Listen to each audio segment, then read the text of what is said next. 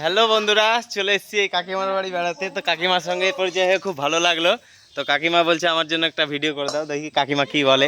দেখো, হাই বন্ধুরা, আমি খিচুড়ি খাচ্ছি। খিচুড়ি, পাঁপড় ভাজা, আলু ভাজা, সিম ভাজা, ঘি দিয়ে। এই দেখুন চচ্চড়ি, পালং শাকের চচ্চড়ি। বন্ধুরা খাবেন তো চলে আসুন। বাহ! Bye bye.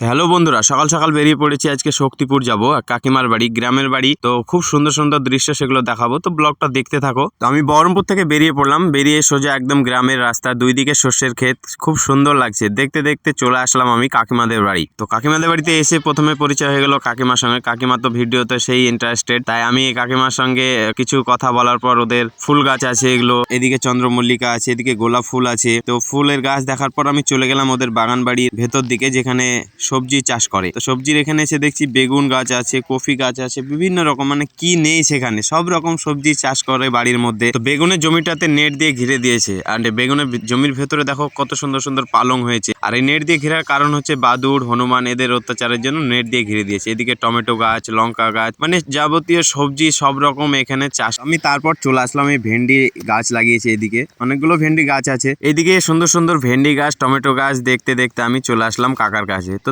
কাকার সঙ্গে দুটো কথা বলে নিই, চলো। কাকা, 12 মাসে এই পুরো জায়গাটা আপনাদের নাকি? এটা 12 মাসি লেবু।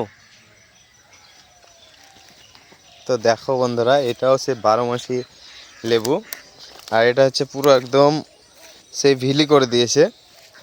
এখানে অনেকগুলো গাছ আছে। এটা হচ্ছে জাম গাছ, আর ওইদিকে আছে নারকেল গাছ। নারকেল গাছগুলো দেখো। তো দেখো এইখানে ঝিঙে হয়েছে একটা, এই গাছে একটা না অনেকগুলো তোলা, অনেকগুলো হয়েছে। তো বাড়ির মধ্যেই সব হয়ে যায় নাকি কাকা? আমি কাকার সঙ্গে কথাবার্তা বলার পর চলে আসলাম কাকাদের পুকুর পাড়ে। তো পুকুর পাড়টা এসে দেখলাম কত সুন্দর পুকুর পাড়। দেখো এদিকে হাঁস চড়ছে, এদিকে সুন্দর একদম পেঁপে গাছ হয়েছে পুকুর পাড়ে, এদিকে আম গাছ আছে, এদিকে মটরশুঁটি গাছ আছে, পটলের গাছ, কফি, মানে সব রকম সবজি। তারপরে চলে আসলাম সুন্দর লঙ্কা, দেখো কত সুন্দর লঙ্কা। এইসব দেখতে দেখতে চলে আসলো আমার একটা মাসি। মাসি বললো যে আমাকে রিল বানিয়ে দাও। তো আমি চেষ্টা করলাম রিল বানিয়ে দেওয়ার, কারণ রিল বানাতে খুব ইন্টারেস্টেড মাসি। ওদের সঙ্গে পরিচয় হয়ে এত ভালো লাগলো। তো সামনে কালী পুজো আছে, কালী পুজোতে আমাকে ইনভাইট করলো, অবশ্যই আসতে বললো। আমি চেষ্টা করব যাওয়ার। তো গাইস, তাহলে আসছি, বাই বাই।